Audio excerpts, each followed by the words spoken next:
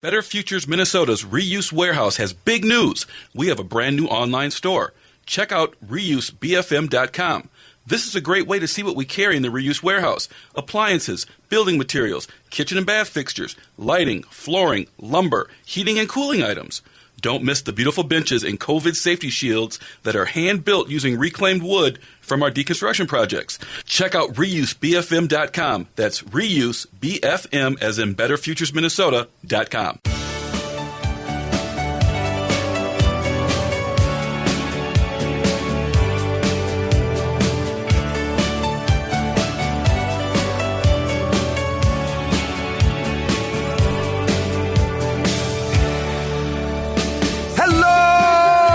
Hello, humans. It's me, Ellie Krug, on AM 950 in lovely Eden Prairie, Minnesota, also known as part of the Twin Cities. Hello. Happy Saturday to you. Happy cold February day to you. It is an ice box here, and that is about all that I'm going to say right now. Thank you for that, Ellie. Welcome to another edition of Ellie 2.0 Radio, where we talk about idealism and idealists, people who work to make the world a better place one way or another. And sometimes, as you will hear today in the big interview, it's just even small acts of goodness can generate more acts of goodness in return. We have a great show. The big interview, as I said, is with an idealist. I talked about Sam Hamis last week. He launched a GoFundMe for a Hy-Vee grocery store cashier who did a nice deed for him. And you're going to love hearing Sam talk about that and talk about how his GoFundMe has brought out people of all ilk wanting to just be good to each other. And in my C-Block, I'm going to talk a little bit about something that happened to me that touches my sentimentality. I'm a very sentimental person. I'm a sentimentalist, and I'm going to share a little bit of the story about that. That's not necessarily so much about being an idealist as much as just being a parent. Okay, but let's begin now by recognizing that February is Black History Month, which has its origins with Black historian Carter Woodson and the Association for the Study of Negro Life and History, announcing in 1926, so remember, the word Negro was used back then, announcing in 1926 that the second week of February would be, quote, Negro History Week. The week wasn't chosen, just randomly. The week was chosen because it coincided with the birthdays of Abraham Lincoln and Frederick Douglass. They were born 8 days apart. And they were, Lincoln and Douglass were two people celebrated by the black community since the late 1800s. Obviously, we know why. Eventually, in 1976, President Ford recognized Black History Month officially. And every year since then, it has grown in acceptance and significance and understanding. Now, let me turn, though, to one of the most idealistic people of the black community, Rosa Parks. She is our featured idealist for this week. To prepare for today's show, I look back on the history of this show. I mean, we've done nearly 160 episodes of Ellie 2.0 Radio, and incredibly, I have never highlighted Rosa Parks before today. I am sure it's because I thought everyone was already familiar with her story. It turns out that we probably aren't fully aware of the full story about Rosa Parks. I'm now going to pull heavily, and I mean heavily, from a February 1, 2021 New York Times article by Jean Theoharis, Theoharis. She's a professor of political science and the author of 11 books on the civil rights movement. The New York Times piece that I'm referencing, February 1, 2021, is titled, quote, "The Real Rosa Parks Story is Better Than the Fairy Tale," unquote. The article, in part, reveals that Rosa Parks was born in 1913 in Tuskegee, Alabama. By the time she was 18, I mean, it was not a long, it didn't take long for Rosa Parks to show up as an idealist. By the time she was 18, she was active in civil rights. and she was helping to organize the defense of the Scottsboro boys. They were 9 black teens falsely accused of raping 2 white women in the early 1930s. And it was during that work that Rosa met her husband, Raymond Parks. And by the time Rosa Parks was 20 years old, she and Raymond Parks were married. For 20 years after that, while Rosa Parks and her husband lived in Montgomery, Alabama, Rosa worked to make the Montgomery NAACP chapter more active, focusing on voter registration, desegregation, and criminal justice. It wasn't easy work in the heart of Jim Crow country, but Rosa Parks persisted. And at this point, let me note that Rosa Parks wasn't the first black woman arrested for refusing to give up her seat on a bus. In fact, in March 1955, that would be 7 months before Rosa Parks was arrested. So in March of 1955, a 15-year-old black teen by the name of Claudette Colvin was arrested for refusing to give up her seat on a Montgomery bus.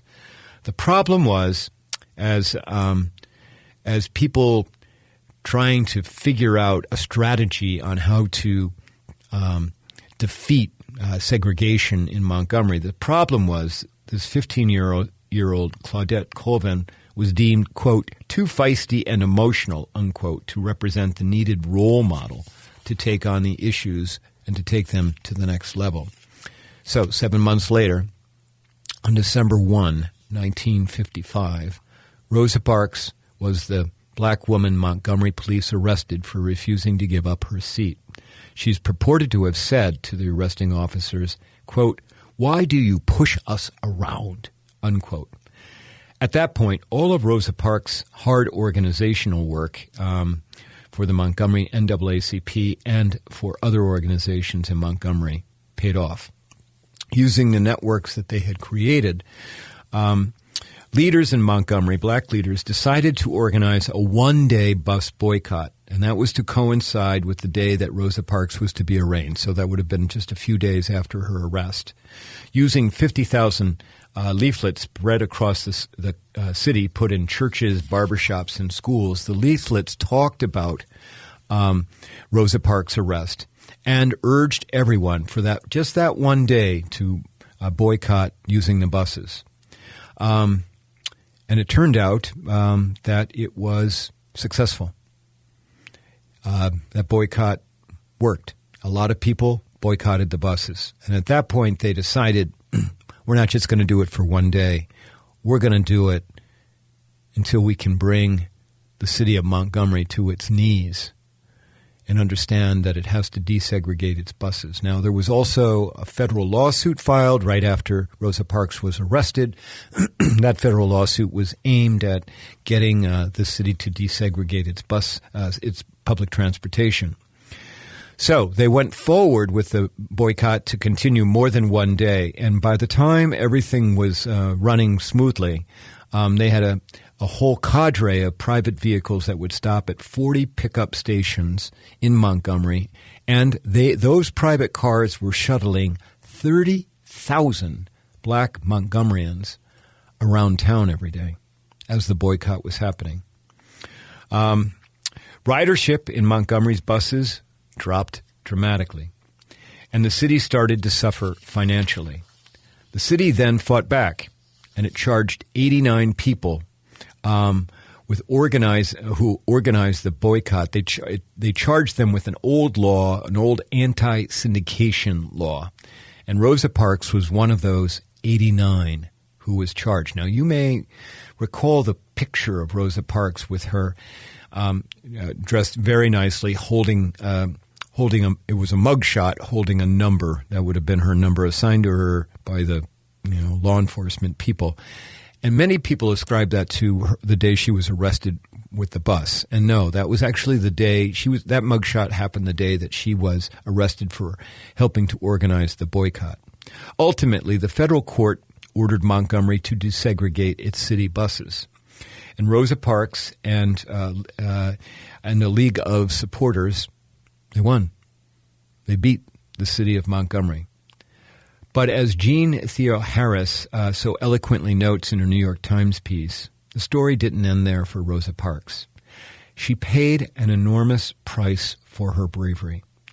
Rosa Parks quickly lost her job as a seamstress at a major department store in Montgomery. And then her husband Raymond also lost his job as a barber at a nearby Air Force base. The family received many death threats. So much chaos in their lives as a result of Rosa's bravery in saying, no, I'm not going to give up my seat, that 8 months after Rosa's arrest, the family moved north to Detroit, where Rosa's brother and cousins lived. But that didn't end their struggling. I mean, both Rosa and her husband struggled to find work in Detroit.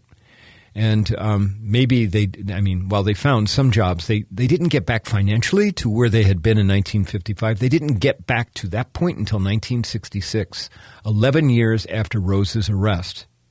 I mean, think about that. Think about the price that Rosa Parks had to pay, she and her husband. In Detroit, Rosa Parks continued her work. She fought against the North version of racism. Among other things, she viewed Malcolm X as her hero, and she supported the Black Panthers. In many ways, the Black Panthers were the young people trying to foment change, young people of color trying to foment change. Think of Black Lives Matter, young people trying to foment change. In summary, Rosa Parks paid quite a price for her bravery. And that's not something we usually hear. And the story continues today, actually. Our young idealists in Congress, AOC, Ilhan, Cori Bush, Ariana Presley, and Rashid Tlaib, they are all paying a price. Rashida, you may have heard her in Congress this week sobbing about the death threats that she has gotten. And of course, you may have heard of AOC talking about being afraid that the insurrectionists were coming for her. Our young idealists, they continue to pay a price, just like Rosa Parks did. Death threats, personal attacks. This business of being an idealist isn't easy, and it's not for the faint of heart. Thank God, some people are brave,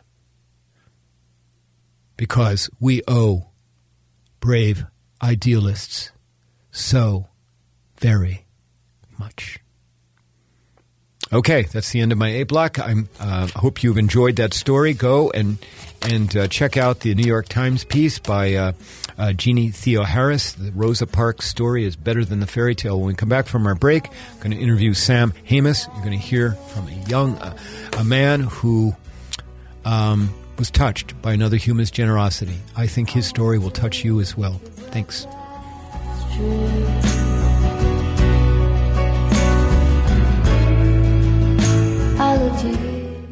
If you're looking to save money on your home or building improvement project, check out Better Futures Minnesota's Reuse Retail Warehouse in South Minneapolis. We carry salvage building materials such as cabinetry, flooring, plumbing fixtures, appliances, lighting, and more, saving you money and saving the planet by keeping these items out of the landfill, by giving them another life. Selections change daily, and we also take donations. Go to betterfuturesminnesota.com and look under Reuse Warehouse to learn more. Let us know AM 950 sent you. Hello, this is Ellie Krug from Ellie 2.0 Radio on Saturdays at 10 a.m. Many listeners know that I train on human inclusivity and on how to be welcoming to diverse humans.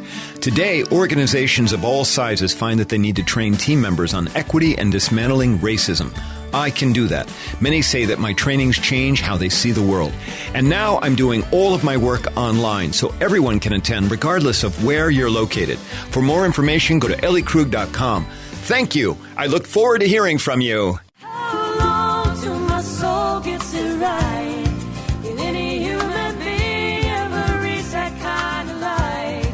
I call on the resting soul of Galileo. And we're back on AM 950.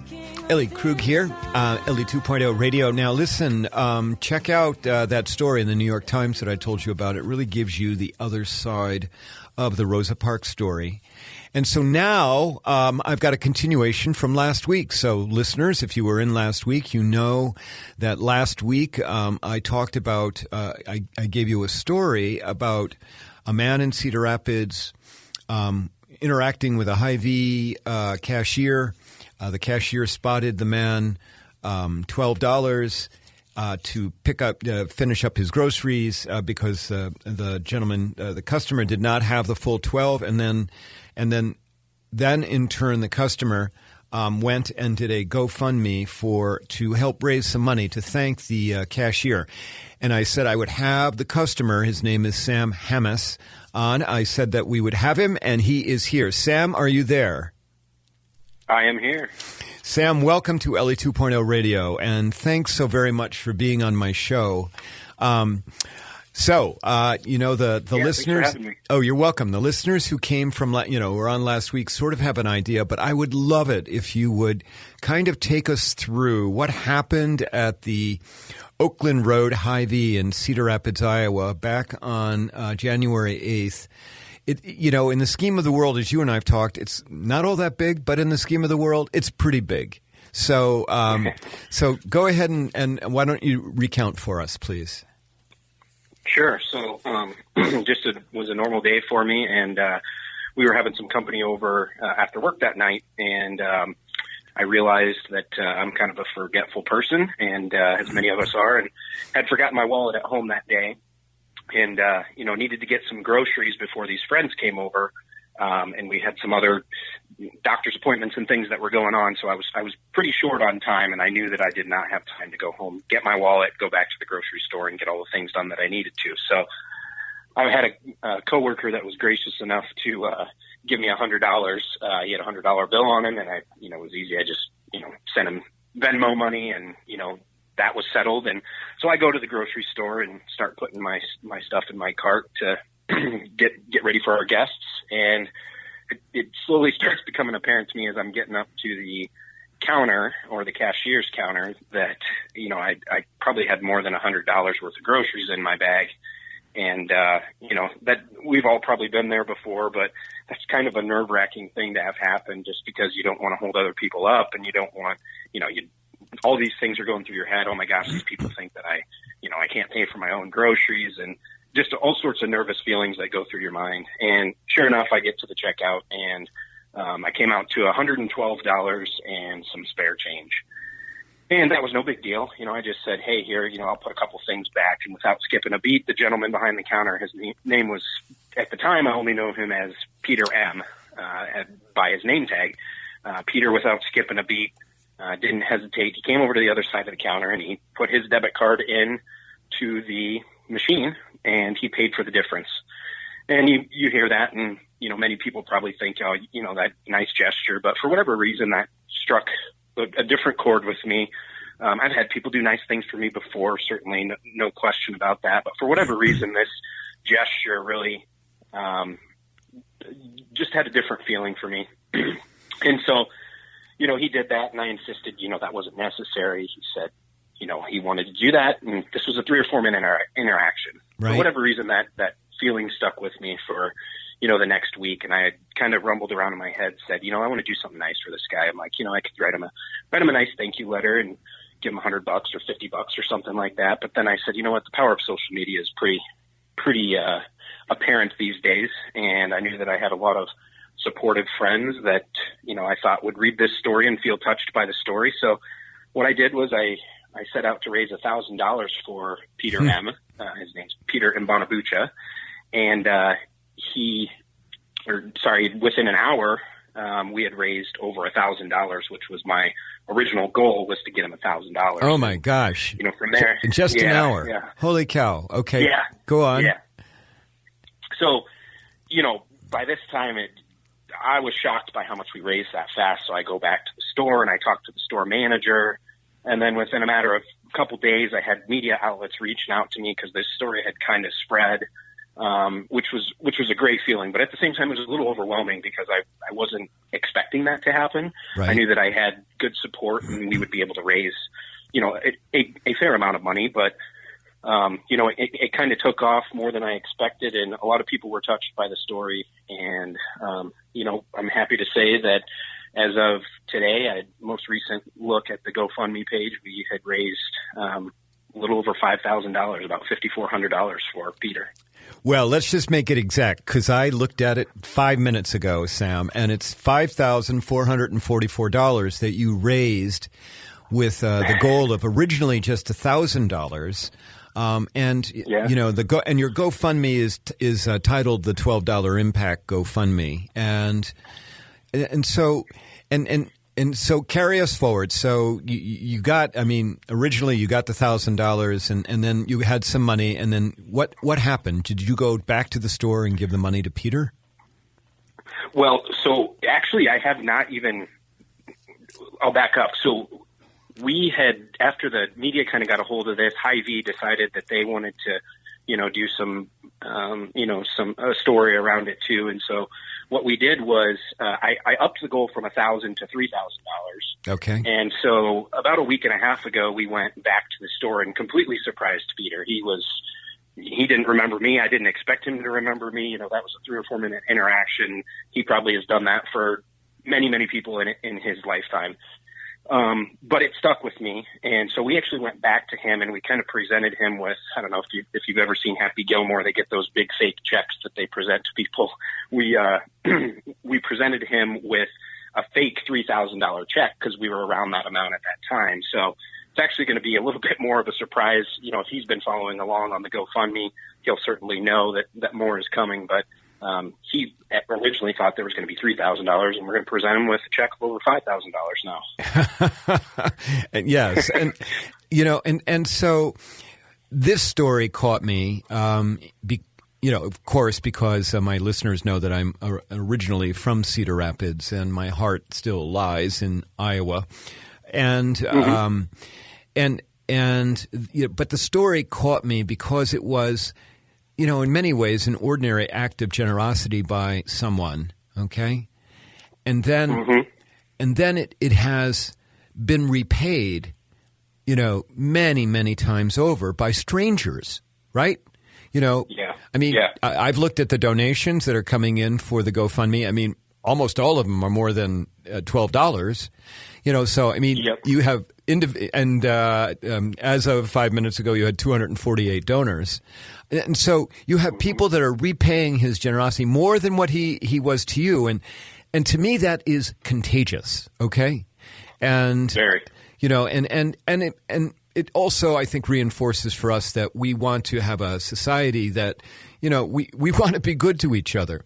Now, we've got to take a break, Sam. Okay. But when we come back, all right, I want to talk more with you about how this has changed you. Okay. And your way of looking at the world. That's really why I wanted to have you on this show. Okay. All right. Okay. All right, Sounds listeners, good. we're speaking to Sam Hamas from Cedar Rapids, Iowa, who is the author or the originator of the $12 Impact. When we come back from our break, we'll talk some more with Sam. If you like what you hear, visit my website at elliekrug.com. We'll be back in a sec.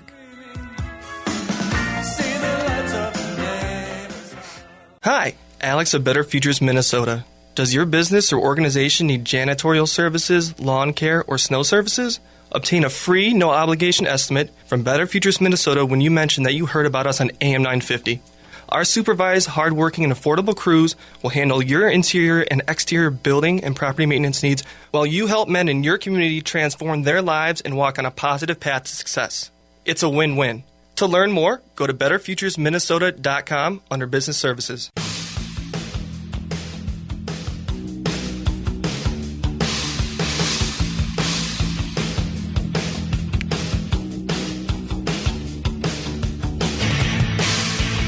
And we're back on Ellie 2.0 Radio on AM 950. Before we took our break, we were talking to Sam Hamas from Cedar Rapids, Iowa, who is the originator of the $12 Impact GoFundMe to help, to benefit, to say thank you for the generosity of a man named Peter Monabucha from who is a cashier at the Hy-Vee on Oakland Road in Cedar Rapids, Iowa.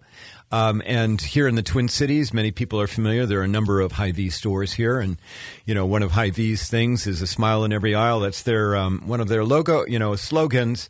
And Peter went more the distance. Sam, before we broke, okay, we were talking about how, you wanted to raise $1,000 first. You did that within an hour. And then you shifted the goalpost to $3,000. and you've raised more than that, and you're approaching $5,500 as a thank you. What are you hearing from people across America about how this very simple story has impacted them? Yeah, I not only friends and family have obviously reached out to me and said congratulations, or this story touched their lives in a certain way, one way or another. But I've been following along other news stations and comment sections of places that people have been giving their feedback on it, and I'm happy to say that I literally have not seen a single negative comment from anybody. And it doesn't take long for us to go on social media anymore nowadays and somebody has a feel good story. And there's always somebody that's got a yeah, but, or well, what if you did this differently? And right. I'm really proud and happy to say that everybody has been very supportive that, we need more of this in our world. This is the type of story that I want to hear. Finally something that doesn't divide us, things of that nature that I think really was, if I could have thought of what's the end goal of what do I want to get out of this besides impacting Peter's life, it's just letting people know that we've got a lot more in common with each other than we might care to admit or that we talk about. And, this was just an interaction between two people that knew nothing about each other and both paying it forward to each other. Well, and I think that we need to note, I mean, Peter, was not born in the United States. He is an immigrant from, you believe, Tanzania.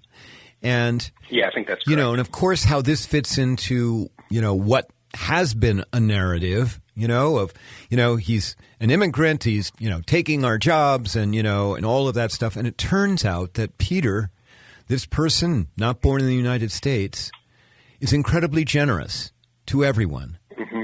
Right? And I mean, so Sam, how has this impacted you? Because, it came out of left field. It sat with you for a while before you did the GoFundMe. I mean, you did not run out the door and then do a GoFundMe the next day, which is, right. I think I told you before we got on the show that I follow GoFundMes, okay, because it fits into the work that I do as a trainer and humanist and idealist. Many of those GoFundMes are, launched within a day or something of a good act happening. So what marinated within you and how has this changed your what was the Sam like before he got in the line, okay? And I don't want to make it any bigger than what it is, but what was the Sam like before he got in the line at Hy-Vee? And what was the Sam like as he walked out of the store after Peter had done his act of generosity? Yeah, that's a good question. I don't know that I've, had a huge change in my life. I've always thought and believed strongly in giving back to people that may be less fortunate, and not even to say that Peter was that, just paying it forward, just doing good things for good people. There's been a lot of, over the last 4, 5, 6, 7, how many years, there's been a lot of divisiveness that comes up from politics. And, I didn't know anything about Peter. He didn't know anything about me, and just two people doing a good deed for each other. I mean, to me, more than anything, it just gives me faith and hope that, everything that you read online and see in the media is not necessarily what's happening in the real world. And I think this is a testament to, some of the good things that people are doing. And I just hope that it encourages other people to want to do good things for strangers, not because, they want to be, recognized for it, but just because it's the right thing to do. And I think for me, it's just reiterated the fact that being generous and paying it forward and doing things for people that, maybe you don't even have anything in common with, there's still a lot of good that can come out of that. And so for me, it's just inspired me to continue to do those types of things, to encourage other people to do those types of things. It doesn't have to be monetary. It doesn't even have to be a big thing. It's as simple as people holding the door for each other anymore. I mean, I'm sure you guys have experienced it where, somebody doesn't, hold the door for you anymore. It's such a simple gesture. Right. And I think those little things add up to bigger things in the end. I couldn't agree with you more. I mean, my personal theory, Sam, is that there are millions of a day. There are Peters, okay, doing, good things for other people. I mean, millions of times a day, acts of generosity happen, but they're not sexy, And so we don't hear about that on the news. I mean, there's no good news, there's no good news network, okay? Right. At least that's not mainstream. And so then I think part of this, Sam, is that it's a story, okay? And you've been on the show here telling this story, and we are a society of storytellers and story listeners. That is really how we do. That's how we learn. I mean, you could say, okay, it's always good to be, to help another person, to be generous. That's one thing. But when we hear the story of somebody having done that, okay, and then in return someone wanting to do good for that person, and then an outpouring of nearly 250 people saying, oh, yeah, I got this as well for you. I'm going to help you out. It's that kind of storytelling that gets us motivated, I think, to want to have a better place, better world. Yes? Oh, I couldn't agree more. And, that's a great point. And it was kind of funny when I had the interaction with Peter, and, he didn't really know what was going on. It was a complete surprise for him.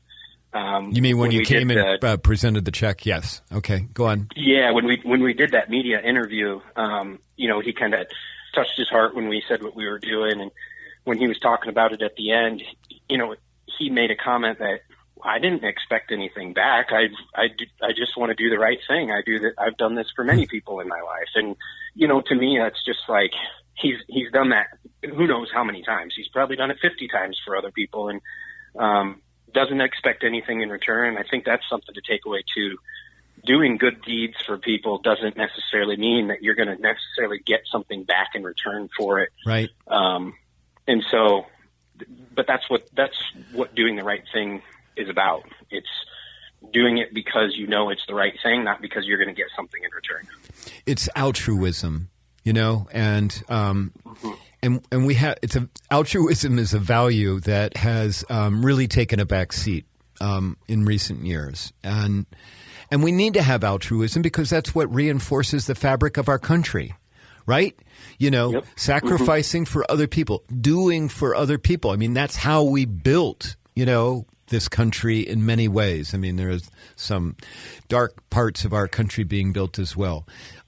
Which we don't need to get into. But Sam, before we go, you and I talked beforehand, and you've been kind enough to talk with me and take me up on my request that you be on the show.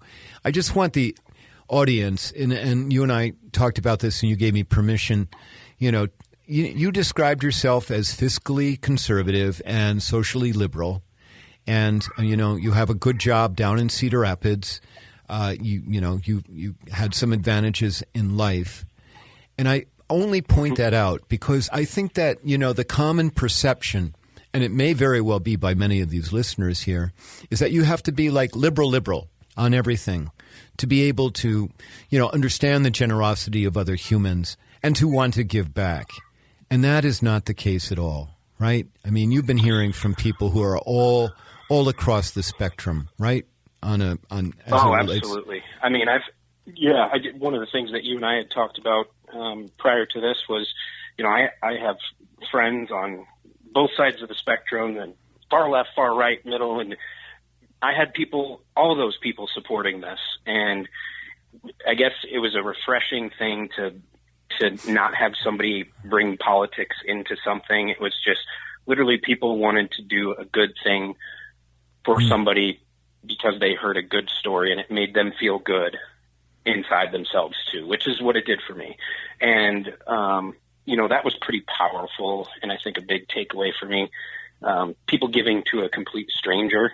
I mean, he was a stranger to me and I told the story about him, and you got people that didn't even know what this guy looked like or anything. They just took some stranger, myself, took my word for it of what the story and what happened. And they're like, you know what, I like this and I'm going to contribute to that. And I think that's pretty powerful. And it reinforces that we all have good hearts, Sam. We do. Yep. You know, I have a saying, 98% of us are good empathetic people, 2% total sociopath, but the other 98% are good people. The problem is we're either not paying attention to exercise our empathetic hearts, or we're afraid. We're afraid we're going to get in over our head. And Sam, I just want to applaud you, okay? Because this has taken up time in your life. Right? I mean, you in a good way. Well, I know, but still, I mean, I'm sure that you're a very busy person in a variety of ways. But you've allowed your empathetic heart to show up, Sam. That was on top of Peter's empathetic heart showing up for you. And then what you did is you were a vehicle through GoFundMe to allow other people, at this point, 248 people's empathetic hearts to show up for Peter. See how this works? Yeah, it's contagious. It is contagious. We are hungry to be back to a place, to a time where we can all be good to each other.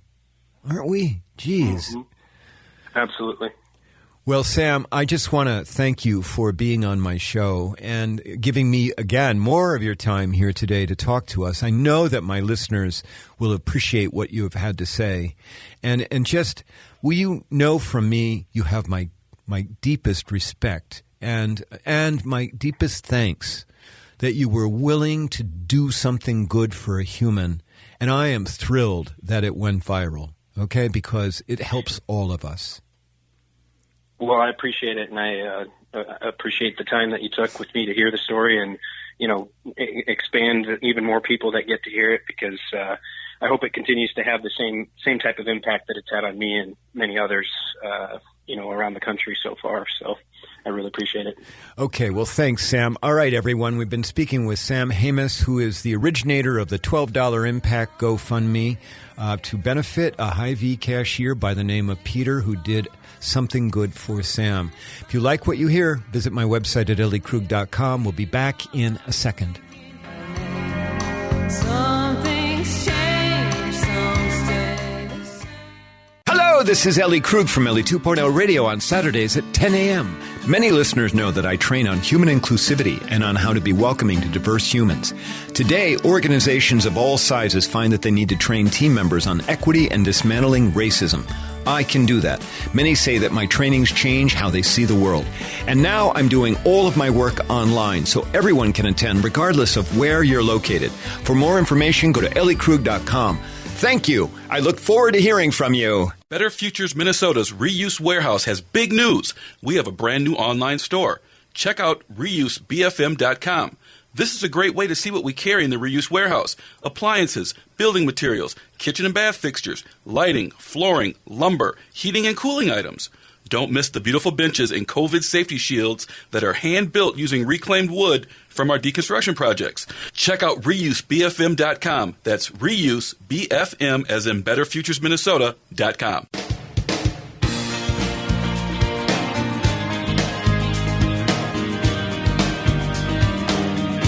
These are the days.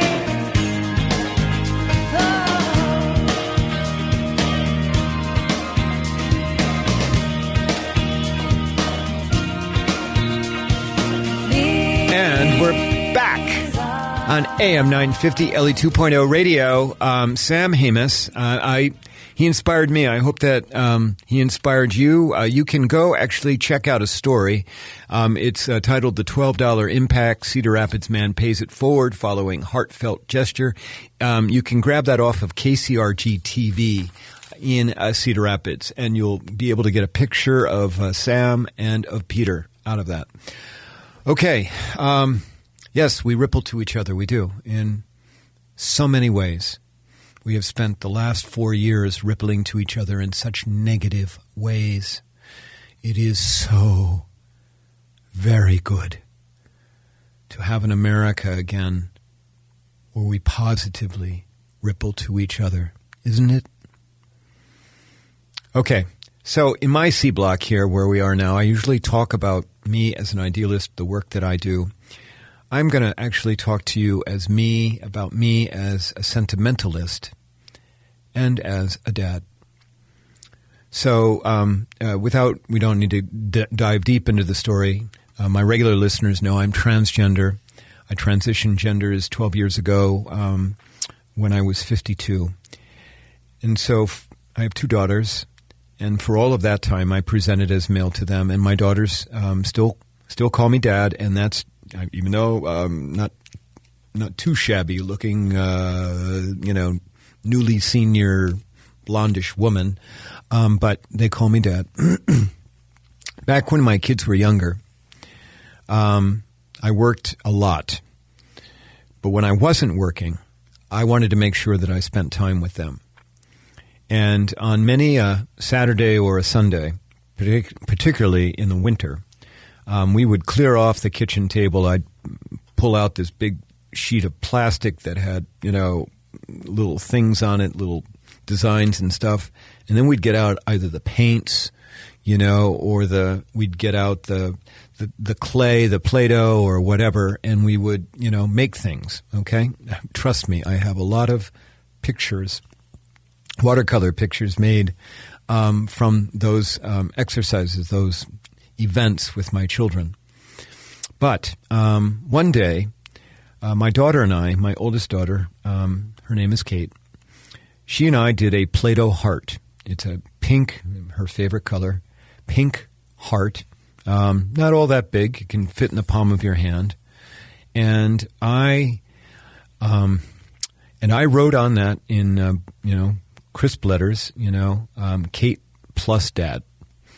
And as it turned out, as I, went through transitioning genders and all, it was a very painful experience for me as well, but way painful for my daughters in many ways.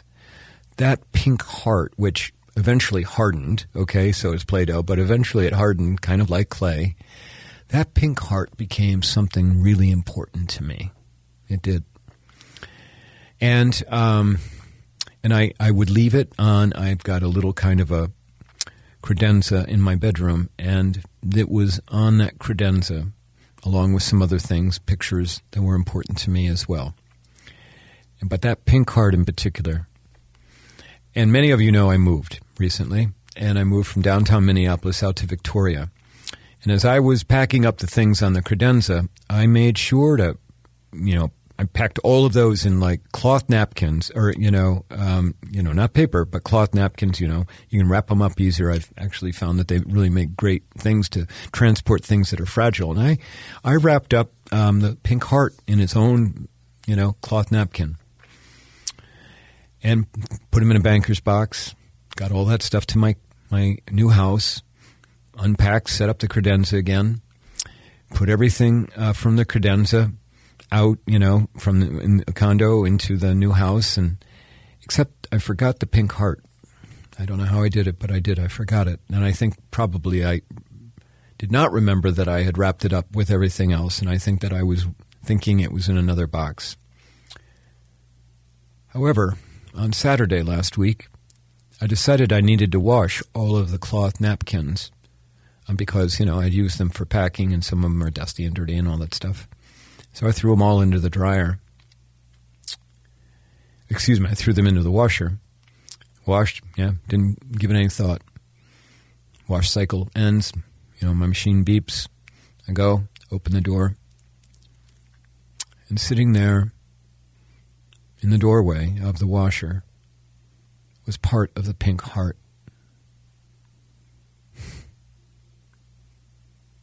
And I have to tell you, I started sobbing. It was just too much, and so symbolic of how things in some ways have fallen apart for me.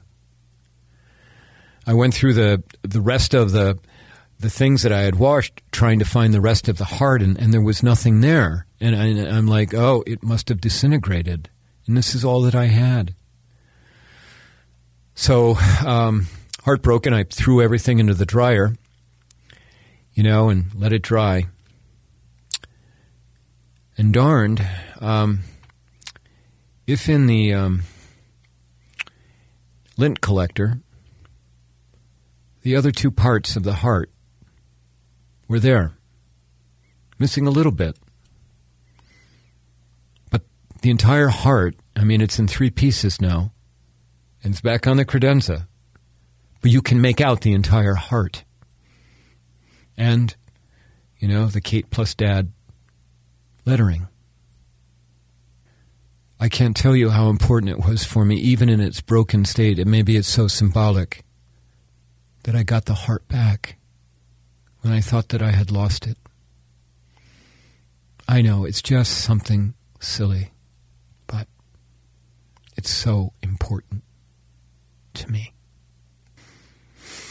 All right, that's the end of our show. I need to thank my producer, Brett Johnson, who does absolutely great work here.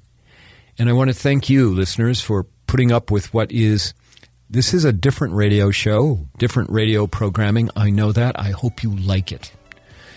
Because I believe in the goodness of humans. And I am an idealist trying to make the world a better place. Will you please join me on that journey? Go do something good this week for another human. Let me know about it. Email me at ellejkrug@gmail.com. I'll be back next week with more. Thanks.